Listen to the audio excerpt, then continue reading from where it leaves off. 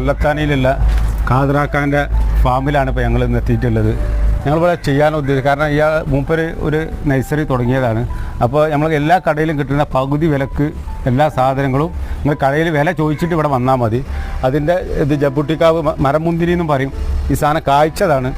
ഇത് നല്ല വിലക്കുറവിൽ നമ്മളെ ഖാദറാക്കാൻ്റെ ഇത് ഫാം ഞങ്ങൾ പ്രദർശനത്തിന് വെച്ചിട്ടുണ്ട്.